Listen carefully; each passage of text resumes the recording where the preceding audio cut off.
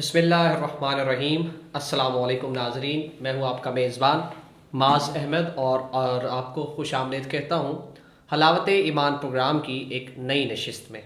ہمارا یہ پروگرام کامیابیاں سمیٹ رہا ہے اور تقریباً 2 ماہ سے زیادہ کا عرصہ بیت چکا۔ آپ کی محبتیں اور آپ کا اس پروگرام کو دیکھنا ہمارے حوصلے میں، ہمارے اعتماد میں یقیناً اضافہ کرتا ہے۔ ہر پروگرام میں ایک نیا موضوع ہوتا ہے، ایک نئے موضوع پر ہم بحث کرتے ہیں، آپ کے علم میں اضافے کی کوشش کرتے ہیں۔ اور پچھلے پروگرام میں بھی میں نے ذکر کیا تھا کہ ہماری کوشش یہ ہوتی ہے کہ کوئی بھی اسلامک ایونٹ آئے یا کسی بھی ایسی اسلامی شخصیت جس کا ایک مقام ہو، اس کا وصال ہو یا اس کی ولادت ہو، تو ان سے متعلق بات کی جائے، ان کی شخصیت کے مختلف پہلوؤں کو زیر بحث لایا جائے، تاکہ نہ صرف آپ ان کی شخصیت کے تعارف سے، ان کی شخصیت کی جو اہم چیزیں ہیں ان سے علم حاصل کر سکیں، اس سے متعلق آپ کے علم میں اضافہ ہو، بلکہ ان کی زندگی سے آپ سیکھ بھی سکیں۔ اور اسی سلسلے کو آگے بڑھاتے ہوئے بھی آج کا جو موضوع ہے وہ ڈیسائیڈ کیا گیا ہے، اور جو موضوع آج کا ہے یقیناً آپ اوپر ٹائٹل پڑھ رہے ہوں گے، وہ ہے جی امام اعظم ابو حنیفہ کا علم حدیث۔ اب اس موضوع کو 2 چیزوں کے ارد گرد ہم نے رکھا ہے۔ ایک تو امام اعظم ابو حنیفہ کا تعارف ہوگا کہ وہ شخصیت کون ہے۔ یقیناً آپ میں سے بے شمار لوگوں نے ان کا نام بھی سنا ہوگا اور بہت سے لوگ یہ جانتے ہوں گے کہ وہ ہمارے لیے، خاص طور پہ اہل سنت والجماعت کے لیے، وہ شخصیت کتنی حیثیت رکھتی ہے۔ اس کے علاوہ ان کی جو حدیث کے حوالے سے اپروچ ہے، حدیث کے حوالے سے جو ان کا علم ہے، یہ بھی آج کے موضوع میں زیر بحث رہے گا۔ اس پر بھی یقیناً دونوں علماء حضرات گفتگو کریں گے۔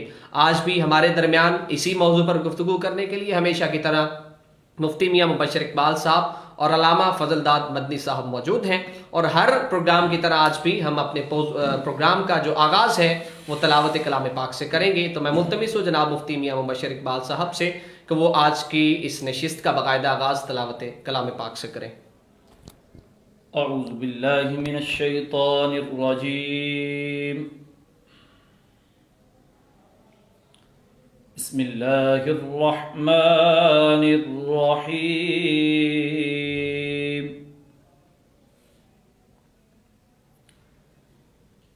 الرحمن علم القرآن،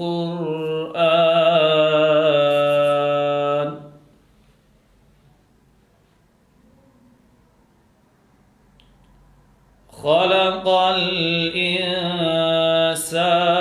علمه البيان،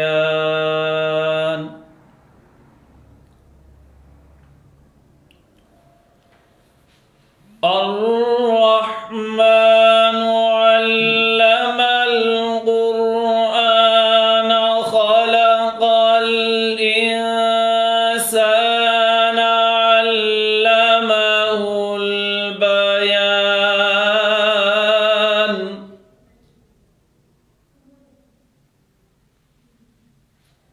الشمس والقمر بحسبان،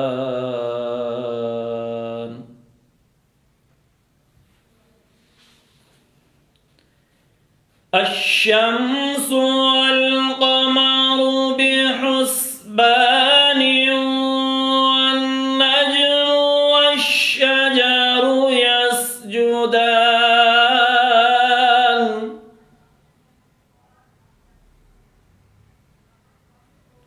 والنجم والشجر يسجدان،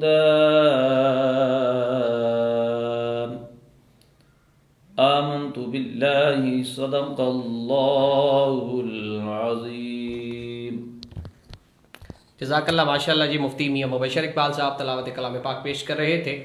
ناظرین، امام اعظم ابو حنیفہ کا علم حدیث یہ آج کا ہمارا موضوع ہے۔ جن دوستوں نے ابھی ہمیں جوائن کیا ان کو بھی میں آگاہ کرتا چلوں، اور سب سے پہلے آپ نے کام یہ کرنا ہے کہ اس ویڈیو کو زیادہ سے زیادہ گروپس میں بھی شیئر کرنا ہے، اور اگر آپ کے ساتھ ارد گرد کوئی موجود ہے تو اس کو بھی بٹھا لیجئے، کیونکہ آج کا موضوع جو ہے اس شخصیت کے بارے میں ہے کہ جن کا ہم اکثر ذکر سنتے ہیں۔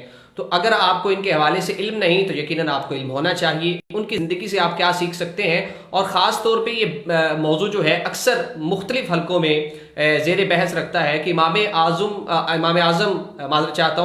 اعظم ابو حنیفہ کا حدیث پہ کتنا علم تھا، حدیث پہ ان کو کتنا عبور تھا. تو یہ انتہائی نازک موضوع ہے اور اس موضوع کو آپ تک پہنچانے کے لیے دونوں احباب یہاں پر موجود ہیں. کوشش ہوگی کہ جتنی بھی پیچیدگیاں، جتنے بھی سوالات اس موضوع سے متعلق ہیں ان کو ایڈریس کیا جائے. تو سب سے پہلے تو جس شخصیت کا بھی ہم یہاں پہ ذکر کرتے ہیں، جس شخصیت کو بھی بطور موضوع ہم زیر بحث لاتے ہیں، ان کا تعارف پہلا سوال ہوتا ہے.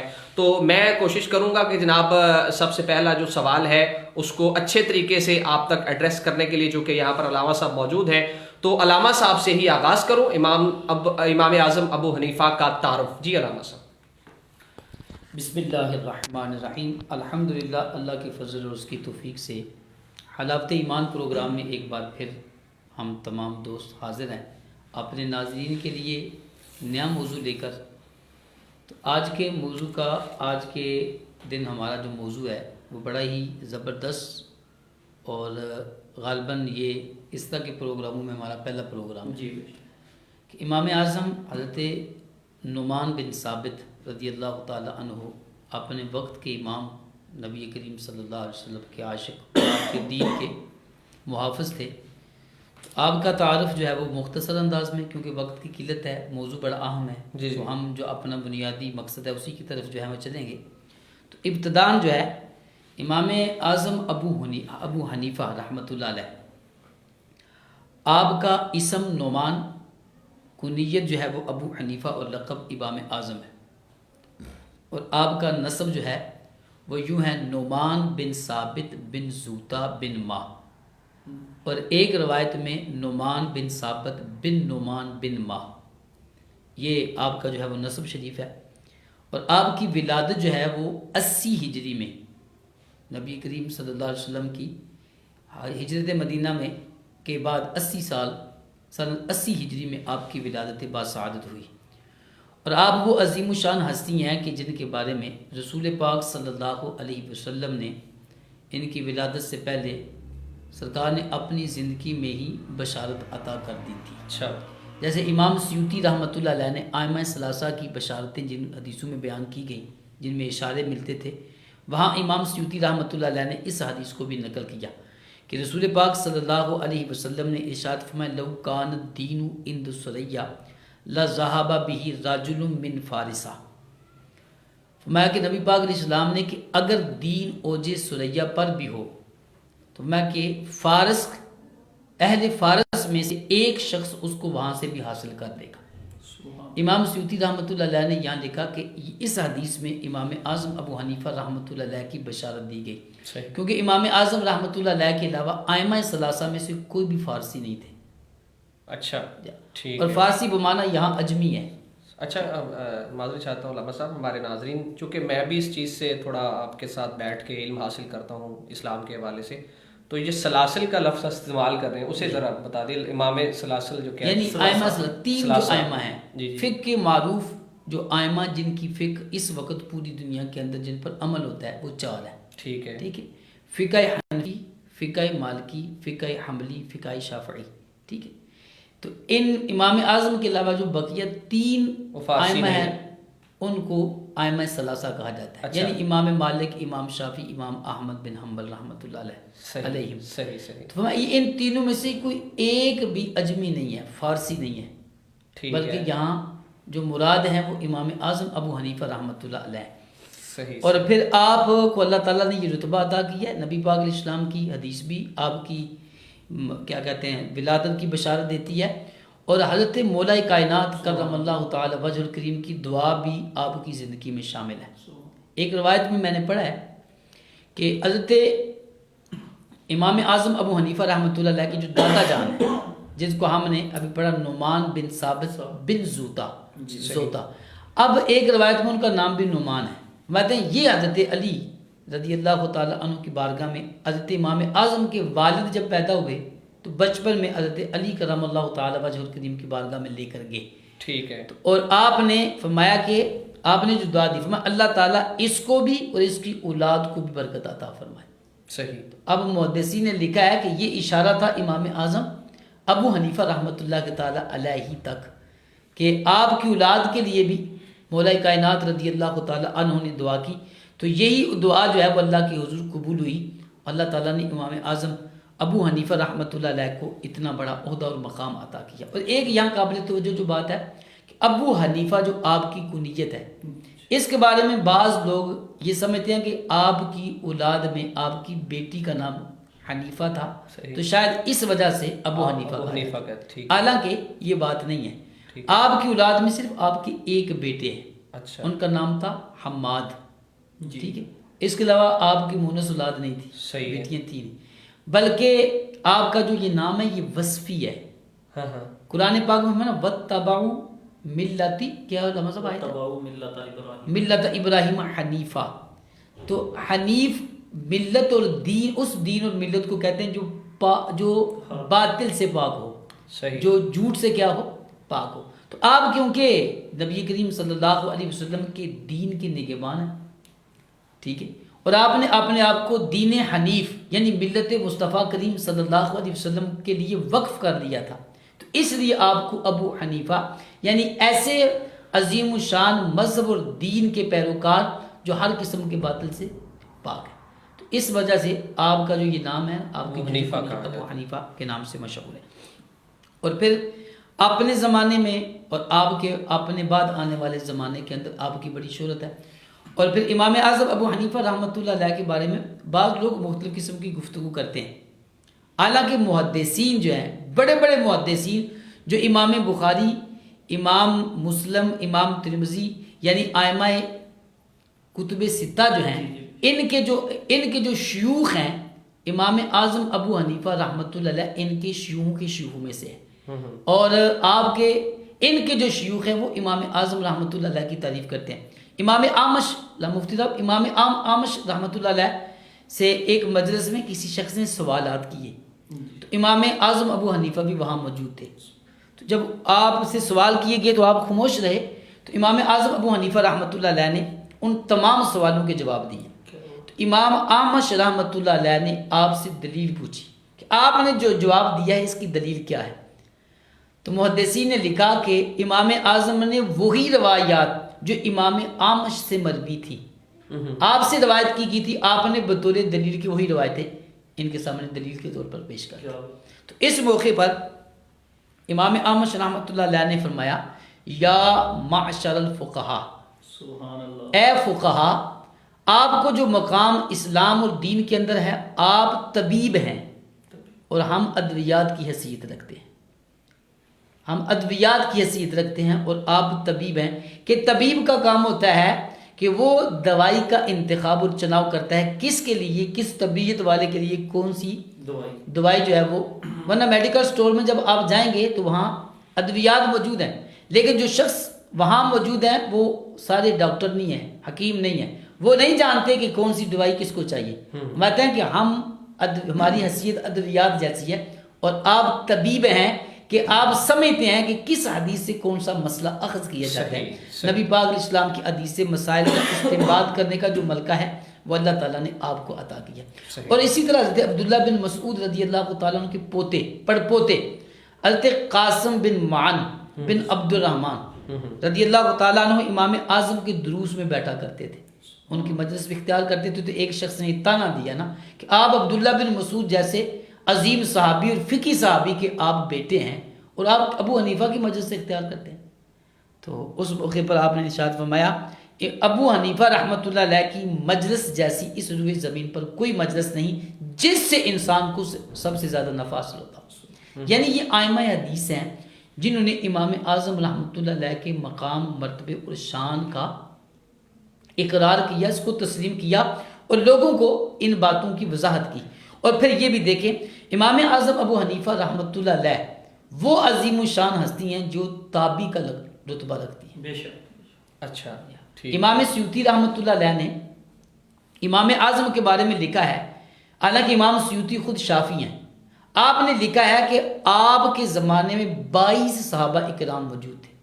یعنی آپ نے 22 صحابہ اکرام کا زمانہ پایا، اور ان میں سے جو معروف روایت ہے، ویسے اور بھی روایتیں ہیں کہ 4 صحابہ اکرام سے آپ کی ملاقات ہوئی اور آپ نے ان کی زیارت کی. صحیح. جس میں حضرت انس بن مالک جیسی عظیم شان ہستی، حضرت سہل بن سعد سعدی رضی اللہ تعالیٰ عنہ، حضرت عبداللہ بن ابی اوفا رضی اللہ تعالی عنہ اور حضرت سیدنا ابو طفیل واصلہ رضی اللہ تعالی عنہم، ان 4 صحابہ سے امام اعظم ابو حنیفہ رحمۃ اللہ علیہ کی ملاقات ہوئی، ان سے زیارت ہوئی، اور بلکہ ان میں سے اکثر سے آپ نے حدیثیں بھی روایت کی، ٹھیک ہے، اکثر سے آپ نے حدیثیں بھی روایت کی۔ یہ مختصر تعارف میں نے امام اعظم تابعی کے بارے میں جس طرح آپ نے بولا ہے، کچھ ناظرین سامعین کو اس کی تعریف سمجھ نہیں آئی ہوگی کہ تابعی کسے کہتے ہیں۔ بالکل ایسے ہی ہے۔ تو صحابی کی تعریف پہلے ہمیں جاننی چاہیے کہ نبی علیہ الصلوۃ والسلام کی جس نے حالت ایمان میں زیارت کی ہو، اسی حالت میں اس کا وصال ہوا ہو، اس کو صحابی کہتے ہیں، اور جس نے صحابی کی زیارت کی ہو، ٹھیک ہے، صحابی کی زیارت کی ہو، صحابہ کا زمانہ پایا ہو، اسے تابعی کہتے ہیں۔ صحیح۔ اور امام اعظم ابو حنیفہ رحمۃ اللہ تعالیٰ علیہ تابعین میں سے ہیں، ٹھیک ہے، اور اس کے بعد پھر مرتبہ آتا ہے تبع تابعین کا، صحیح، وہ جنہوں نے تابعین کا دور پایا ہو، زیارت کی ہو، ٹھیک ہے، صحیح۔ آپ کو اللہ تبارک و تعالیٰ نے یہ رتبہ اور شان بیان کی عطا کی ہے کہ صحابہ اکرام کی مجلسیں اختیار کی، ان کی سنگت میں رہے، ان کی صحبت میں رہے، اور نبی پاک علیہ السلام کے ان اصحاب سے حضرت امام اعظم ابو حنیفہ رحمۃ اللہ علیہ نے حدیثیں بھی روایت کی ہیں۔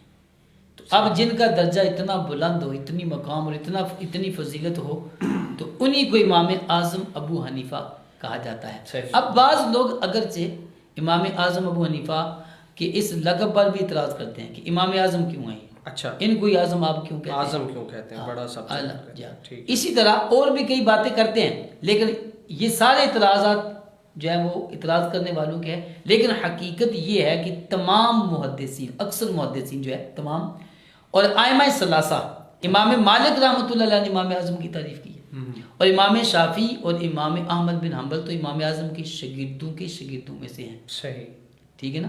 یعنی حضرت امام مالک کی جو تاریخ ولادت ہے وہ 91 یا 93 ہے، اور امام شافعی کی 150 ہے ولادت، تاریخ ولادت، امام اعظم کی 80 ہے، ٹھیک ہے۔ تو اب یہ جو امام شافعی یا امام احمد بن حنبل ہیں یہ تو بعد میں ہیں، امام بخاری تو بہت بعد کے ہیں امام اعظم رحمۃ اللہ علیہ، اچھا، ٹھیک ہے۔ اور امام اعظم جو ہے یہ ائمہ محدثین کے شیوخ میں سے ہیں، بلکہ شیوخ دادا پردادا شیوخ میں سے ہیں۔ تو یہ اللہ تعالیٰ نے ان کو شان عطا کی۔ یہ مختصر تعارف میں نے پیش کیا کیونکہ اصل موضوع تو ہمارا علم حدیث ہے، بالکل انشاءاللہ ہم ابھی سماعت کرتے ہیں۔ پھر جی جیسے علامہ صاحب نے تعارف بھی بڑا بہترین پیش کیا امام اعظم ابو حنیفہ رحمۃ اللہ تعالیٰ علیہ کا، اور ساتھ ہی ساتھ انہوں نے یہ بھی بتایا کہ ہمارا جو آج کا موضوع ہے اس کا اہم حصہ یہ ہے کہ ان کا حدیث کے حوالے سے، امام اعظم کا حدیث کے حوالے سے کیا مقام ہے اور کتنا ان کو عبور تھا، کیونکہ اس حوالے سے کافی سوالات کیے جاتے ہیں، ان کی شخصیت پہ اعتراض بھی کیا جاتا ہے کہ حدیث کے حوالے سے ان کا علم اتنا نہیں تھا، اور حدیث کا علم ہی، اور سرے سے کئی لوگ تو یہ کہتے ہیں کہ ان کو حدیث کا علم ہی نہیں تھا۔ تو لہٰذا بطور اہل سنت والجماعت کا ایک کارکن کہہ لیجئے، ایک رکن کہہ لیجئے، ایک شخص کہہ لیجئے، علامہ صاحب جو ہے اس حوالے سے وضاحت کریں گے کہ کیا لوگوں کا اعتراض درست ہے، اور اگر یہ اعتراض درست نہیں تو آپ کے پاس اس کی کیا وضاحت ہے کہ امام اعظم ابو حنیفہ رحمۃ اللہ تعالیٰ علیہ ان کا حدیث کے حوالے سے کیا مقام تھا اور کیا ان کا عبور ہے۔ مفتی میاں مبشر اقبال صاحب۔ بسم اللہ الرحمن الرحیم۔ حلاوت ایمان پروگرام میں آج کا موضوع امام اعظم ابو حنیفہ کا حدیث کے اعتبار سے جو علم ہے اس کے متعلق گفتگو کرنی ہے۔ سراج الائمہ امام الفقہا حضرت سیدنا امام اعظم ابو حنیفہ رحمۃ اللہ تعالیٰ علیہ کے اوصاف مخصوصہ علم پر عمل کرنا، زہد ہے، تقوی ہے، عبادت ہے، ریاضت ہے، فہم ہے، فراست ہے، یہ ایک الگ ٹاپک ہے، ٹھیک ہے۔ لیکن آج کی جو گفتگو ہے یہ امام اعظم ابو حنیفہ رحمۃ اللہ تعالیٰ علیہ کے حدیث پہ آپ کا کیا مقام ہے۔ صحیح۔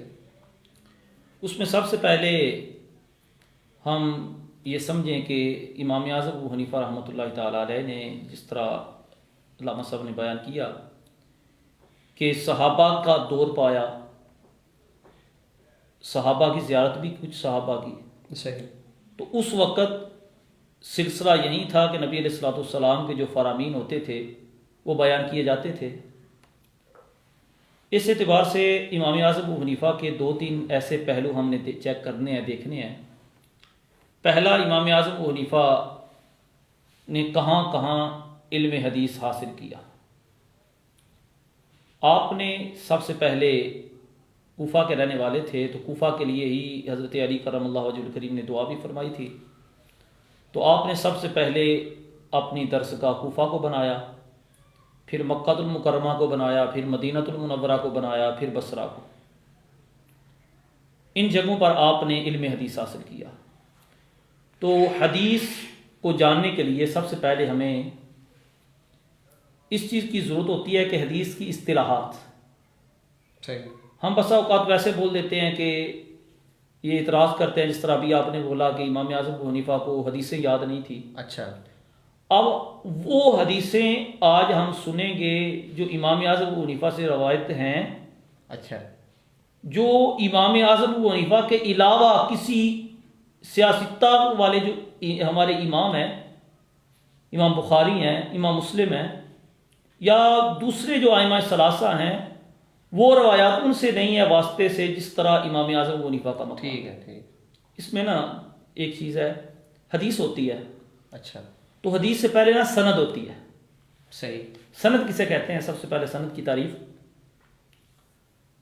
روات اور رجال کا وہ سلسلہ جو متن حدیث تک پہنچاتا ہو، اسے سند کہتے ہیں۔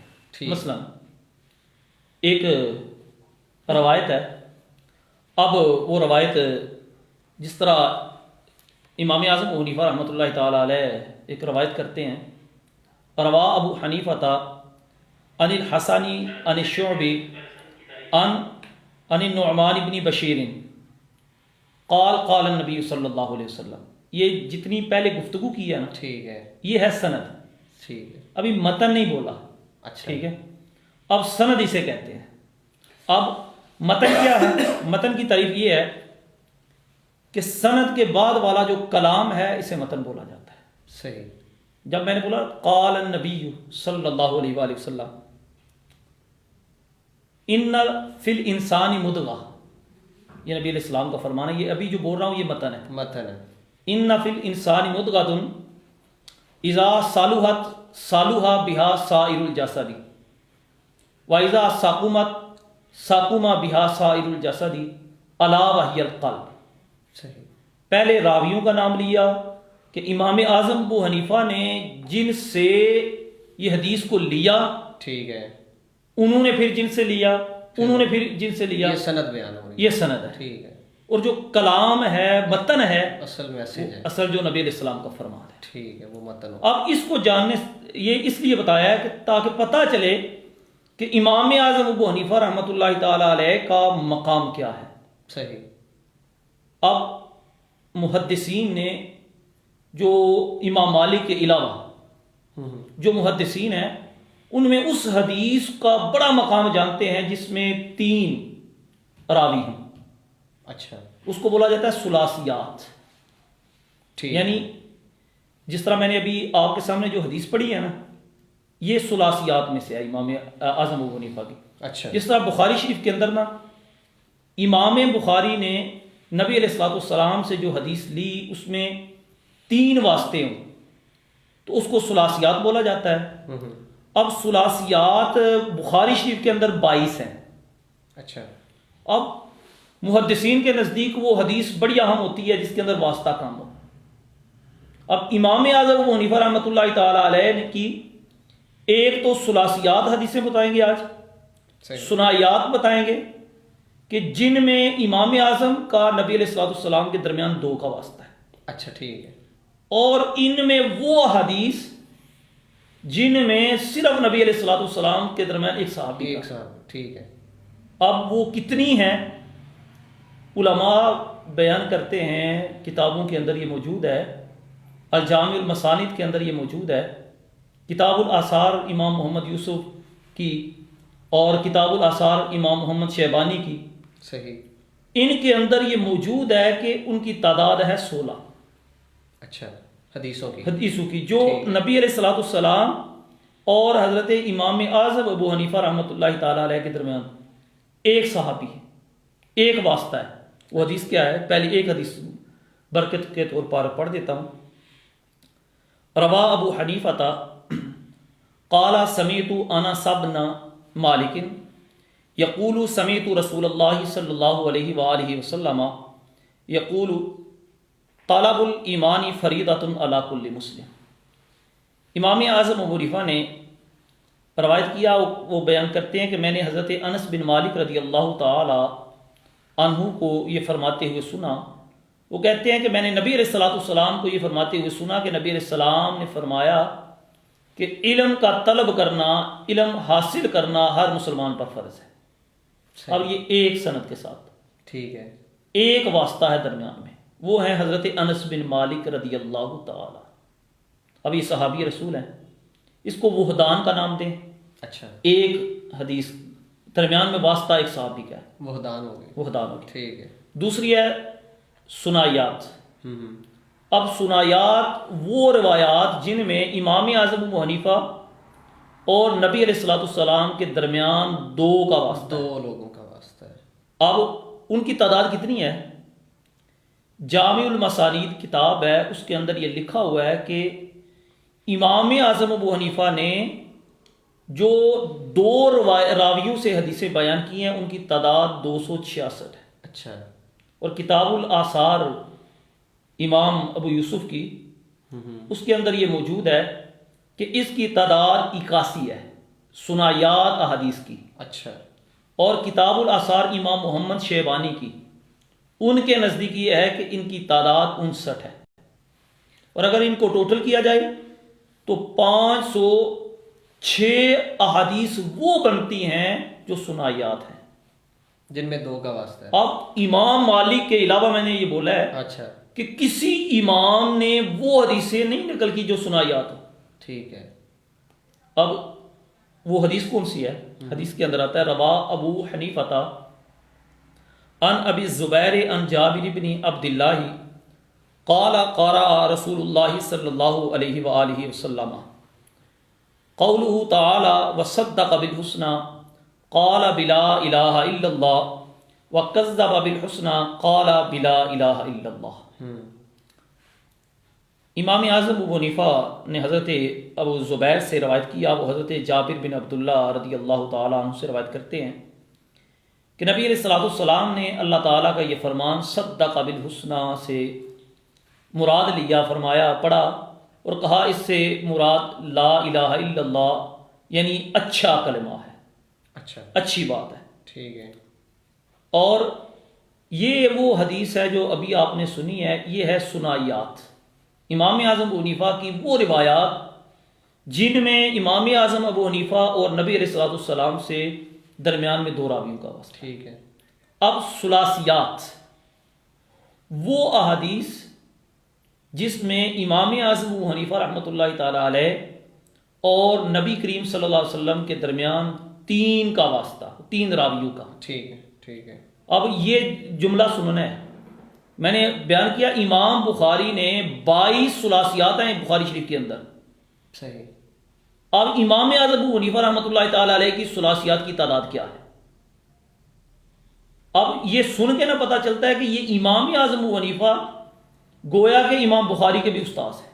اچھا. بلکہ یہ حقیقت میں آپ کے شاگرد جو ہیں ان کے آگے شاگرد ہیں امام بخاری رحمۃ اللہ تعالی علیہ.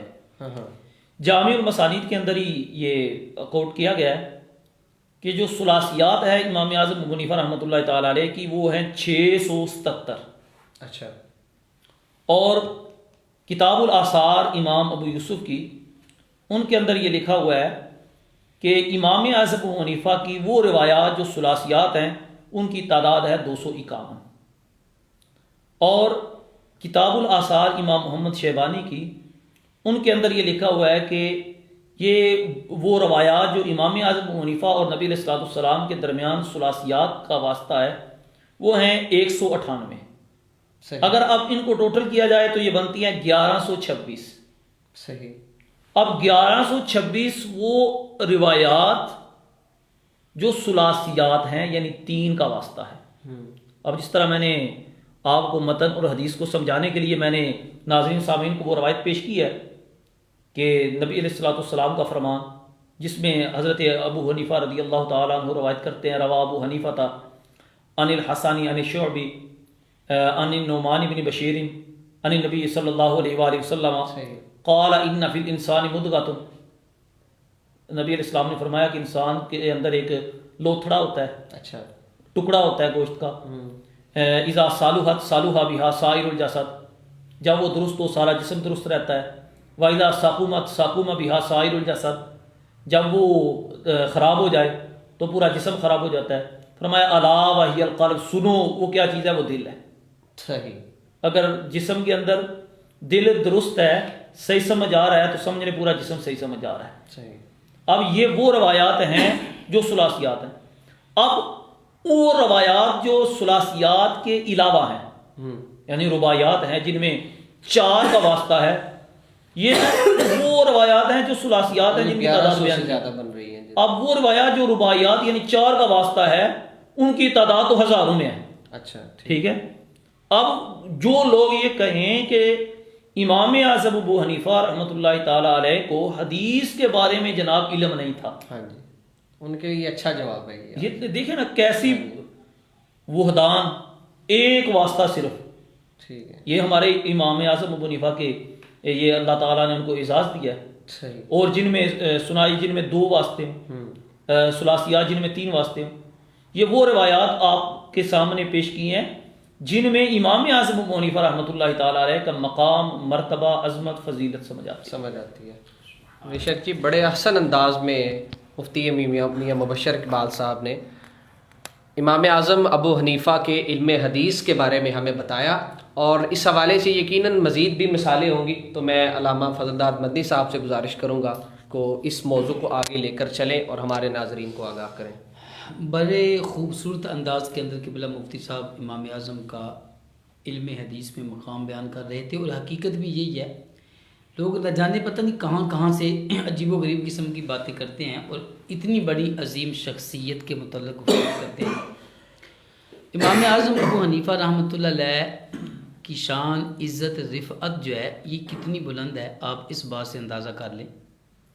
خطیب بغدادی نے تاریخ بغداد کے اندر ایک واقعہ نقل کیا، کہتے ہیں امام اعظم فرماتے ہیں میں خلیفہ ابو منصور کے پاس گیا تو اس نے مجھ سے ایک سوال کیا کہ آپ نے علم حدیث کہاں سے سیکھا ہے؟ یہ خلیفہ ابو منصور جو ہے یہ امام اعظم رحمۃ اللہ علیہ سے سوال کر رہے ہیں، تو آپ نے فرمایا کہ میں نے علم حدیث، پھر آپ نے گنوایا، آپ نے فرمایا میرا علم حدیث کا جو میری جو سند ہے نا یہ کوئی عام نہیں ہے، میں نے علی المرتضیٰ شیر خدا سے علم حاصل کیا، میں نے عبداللہ بن مسعود سے علم حاصل کیا، یعنی یہ واسطوں کے ذریعے ہوا، یعنی آپ نے کثیر صحابہ کے نام لیے، تو اس پر اس کو بڑا تعجب ہوا اور کہا کیا بات ہے آپ کی کہ ایسے پاکیزہ اور عظیم ہستیوں سے آپ نے علم حاصل کیا۔ اور پھر علامہ خطیب بغدادی رحمۃ اللہ علیہ نے اس کے اندر لکھا ہے کہ آپ نے خلفائے اربعہ سے بھی آپ کی سند ملتی ہے 1-2 واسطے سے۔ کہتے ہیں کہ حضرت ابو بکر صدیق رضی اللہ تعالی عنہ کے کی بالواسطہ شاگرد ہیں، عمر فاروق رضی اللہ تعالی عنہ کے بھی بالواسطہ شاگرد ہیں، حضرت حضرت عثمان غنی رضی اللہ تعالی عنہ کے بھی بالواسطہ شاگرد ہیں، اور حضرت عثمان غنی، حضرت علی اور عثمان غنی ان حضرات کے بھی بات ہے۔ حضرت ابو بکر صدیق کے جو پڑپوتے ہیں حضرت قاسم بن محمد بن ابو بکر، امام اعظم حضرت قاسم کے شاگرد ہیں، ٹھیک ہے۔ اور اسی طرح امام اعظم حضرت عمر فاروق رضی اللہ تعالیٰ عنہ کے پوتے حضرت سالم بن عبداللہ بن عمر فاروق اعظم، فرماتے ہیں آپ حضرت عمر فاروق اعظم رضی اللہ تعالیٰ عنہ کے جو پوتے ہیں حضرت سالم ان کے بھی شاگرد ہیں، اور پھر ایک حضرت سالم کے غلام ہیں، ان کے واسطے سے بھی امام اعظم نے حدیثیں بیان کی ہیں۔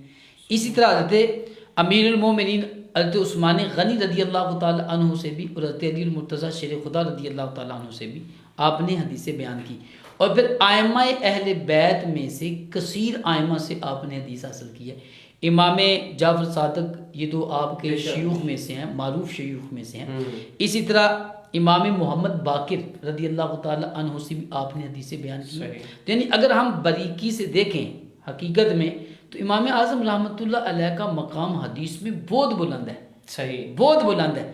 اب یہ جو اعتراض کیا جاتا ہے نا کہ انہوں نے کوئی کتاب ہی نہیں لکھی، اچھا، تو یہ ایک بڑا عجیب و غریب ہے کہ جو بندہ کتاب نہ لکھے وہ حدیث کو نہیں جانتا. کیا اس بات کو ہم دلیل آنا کہ آپ نے کتابیں لکھی ہے، مسند امام اعظم ہے، پھر آپ کے شاگردوں نے کتابیں لکھی ہیں. امام اعظم رحمۃ اللہ علیہ نے جو ترجیح دی ہے نا وہ حدیث سے مسائل کے استخراج و استنباط کو آپ نے جو ہے نا وہ ترجیح دی ہے کہ آپ کے سامنے حدیثیں بیان کی جاتی. امام اعظم رحمۃ اللہ علیہ کی یہ خصوصیت ہے کہ ان حدیثوں سے امت کے لیے آئندہ آنے والے اوقات میں درپیش جو مسائل تھے ان مسائل کو اخذ کیا، اور قرآن و حدیث سے امام اعظم ابو حنیفہ نے ایسے اصول و ضوابط جو ہے ان کا انتخاب کیا، ان کو وضع کیا تاکہ قیامت تک آنے والی امت جو ہے وہ رسول پاک علیہ السلام کی حدیث اور قرآن پاک سے مسائل کو سمجھنے میں ان کے لیے آسانی. اصل میں آپ نے ان باتوں کو ترجیح دی ہے. اور یہ جو مشہور ہے امام اعظم کے بارے میں آپ کیا اس کو ترجیح دیتے ہیں، یہ بالکل جھوٹ ہے. دیکھیں احکام شریعت، اصول جو شریعت ہیں، ان کو تمام ائمہ نے یہ 4 لکھے ہیں. اعتراض اگرچہ صرف امام اعظم پر لوگ کرتے ہیں، لیکن امام شافعی ہیں، امام احمد بن حنبل ہیں، امام مالک ہے، انہوں نے 4 چیزوں پر اس کی بنیاد رکھی، اور ان میں جو 2 ہیں وہ اصل ہیں، قرآن اور حدیث مصطفیٰ، اور تیسری ہے اجماع، اور چوتھا ہے قیاس. قیاس کو چوتھی حیثیت حاصل ہے. اولاً قرآن، پھر اس کے بعد حدیث، پھر اس کے بعد اجماع، اور اس کے بعد چوتھا مرتبہ. اور اصول فقہ کے اندر صراحتاً جو ہے الاصل الرابع کا نام دے کر کے اصول میں سے چوتھا اصول وہ قیاس ہے. مفتی صاحب کے بلا کیونکہ نور القرآن پڑھا رہے ہیں تو وہاں جو اصول لکھا ہوا ہے اس میں ایک صراحتاً چوتھا نام بھی دی، کسی کے ساتھ نہیں لکھا یہ پہلا، یہ دوسرا، یہ تیسرا، بلکہ قیاس کے بارے میں دیکھا کہ یہ چوتھا ہے. یہ ترتیب بیان کی، اور پھر اس کے ضمن میں یہ وضاحت کی کہ قیاس مثبت نہیں ہے، یعنی قیاس حکم کو ثابت نہیں کرتا، بلکہ جو حکم ابتداءً ہی قرآن و سنت سے ثابت ہوتا ہے قیاس اس کو ظاہر کرتا ہے. اور یہ کام کس کا تھا؟ امام اعظم ابو حنیفہ رحمۃ اللہ علیہ نے، کہ انہوں نے ایسے اصول و ضوابط جو ہیں وہ وضع کیے تاکہ قرآن و سنت سے مسائل کا اخذ کرنا کیا ہو، آسان ہو جائے. اور آپ نے جو کیے اسی کے بل بوتے پر اب قیامت تک یہ سلسلہ چلے گا. ٹھیک ہے، ایسا نہیں کہ آپ حدیث کے مقابلے میں جو ہے آج 1400 سال کے بعد، حالانکہ وہ تو تابعین میں سے، تو اب آج کے دور کے اندر اگر کوئی مولوی یہ بات کہے کہ وہ قیاس کو ترجیح دیتے ہیں تو کیسے تعجب کی بات ہے. یہ کہہ رہا ہے کہ حدیث کی حیثیت بڑی ہے، تو جو امام اعظم رحمۃ اللہ علیہ ائمہ کے بھی استاد ہیں ان کو نہیں پتہ حدیث کی حیثیت کیا ہے اور قرآن کی حیثیت کیا ہے اور ان کی ترجیحات کیا ہیں، ان کے اصول و ضوابط کیا ہیں. اور پھر اگر ہم قیاس کی تحقیق کریں تو قیاس کے جو قیاس کی شرائط و ضوابط ہیں اگر وہ پتہ چل جائے تو پھر بات واضح ہو جائے گی کہ اصل جو ہے وہ قرآن و حدیث ہی ہے.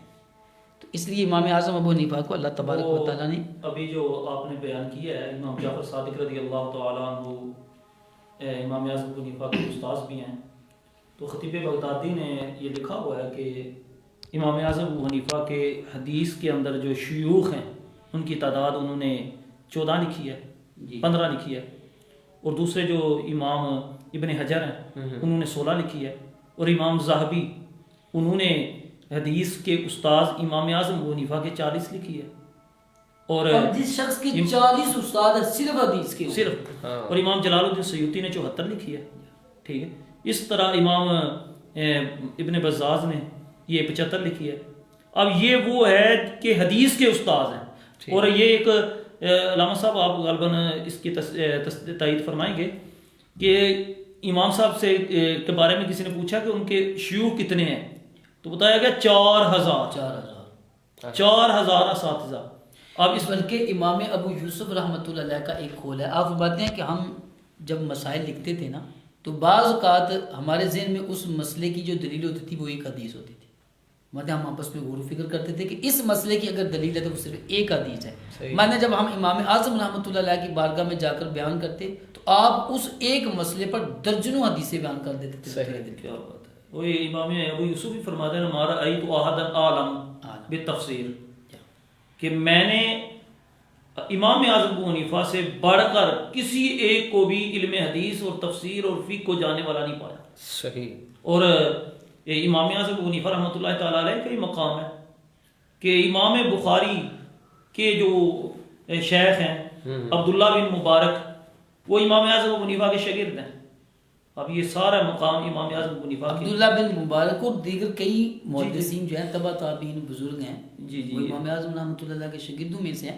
اور اس طرح یہ حدیث کا سلسلہ چلا. ائمہ حدیث نے حدیثوں کو اکٹھا کیا، بلکہ خود وہ فرماتے تھے، امام شافعی کا وہ قول نہیں ہے کہ فقہ میں تمام ائمہ جو ہے وہ امام اعظم کی اولاد ہیں.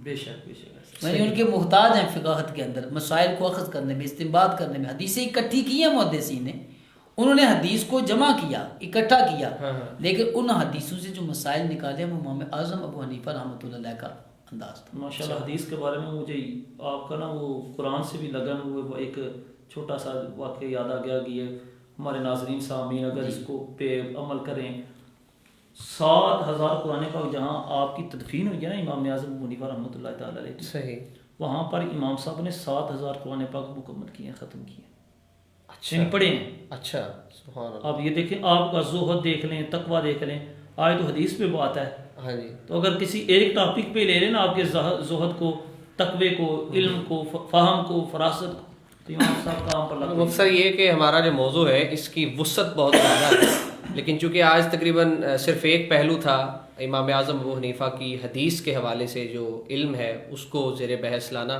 بڑے زبردست انداز میں آپ تک یہ علم پہنچایا گیا، یہ نالج پہنچایا گیا.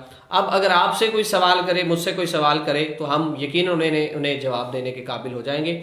اور صرف یہ اس لیے نہیں ہے کہ آپ کسی کو جواب دے سکیں، بلکہ آپ کو ویسے بھی جنرلی ان چیزوں کا علم ہونا چاہیے. اور ان کی شخصیت کے حوالے سے یقیناً ہم کسی اور دن ضرور ڈسکس کریں گے. آج تو صرف حدیث کے حوالے سے تھا، ان کے مقام کے حوالے سے تھا، ان کا تعارف تھا. تو انشاءاللہ زندگی رہی تو ناظرین آپ سے اگلے ہفتے ایک نئے موضوع کے ساتھ ملاقات ہوگی. ہمیں دیجیے اجازت. اللہ حافظ.